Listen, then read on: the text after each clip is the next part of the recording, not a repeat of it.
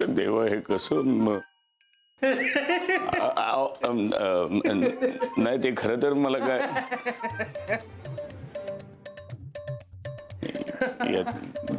मारीन हसत सगळं नानीच्या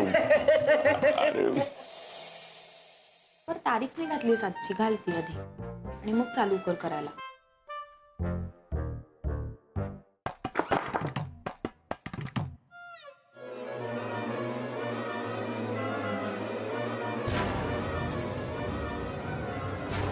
अहो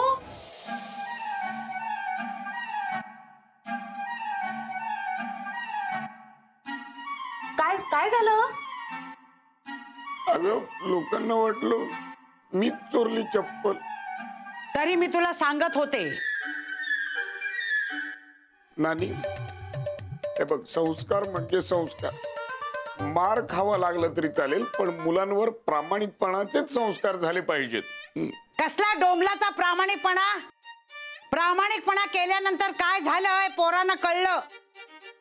नानी हे सगळं तुझ्यामुळे झालंय. काय माझ्यामुळे काय झालं? अगं कंजूसपणा करायला काय मी सांगितलं होतं तुला?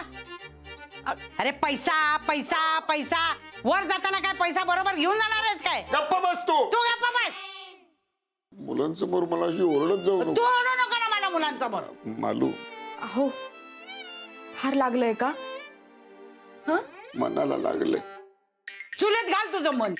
मनाला लागते. लिहून घे. नवीन वाक्प्रचार आला.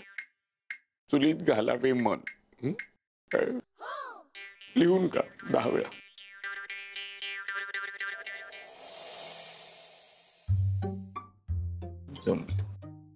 अहो हळद तेल लावून देऊ का जरा? नाही अगं बरं आहे बरं आहे बरं आहे. हळद तेल वगैरे इतकं नको. मालू हे मालू मुलं काही बोलली का? कशाबद्दल? हे ते नानीने चप्पल पळवली त्याबद्दल. नाही ना बरं झालं नाही बोल.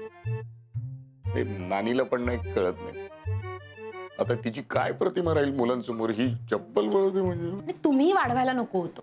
ए मालू असं अजिबात बोलू नकोस. मी माझ्या मुलांवर अप्रतिम संस्कार केले. बर झोपा आता. हे बघ हे असं आहे तुझं. सगळ्या ह्याच्यावर नुसतं पांघरून घालायचं. नानीच्या चुकांवर पण आणि मुलांवर पण.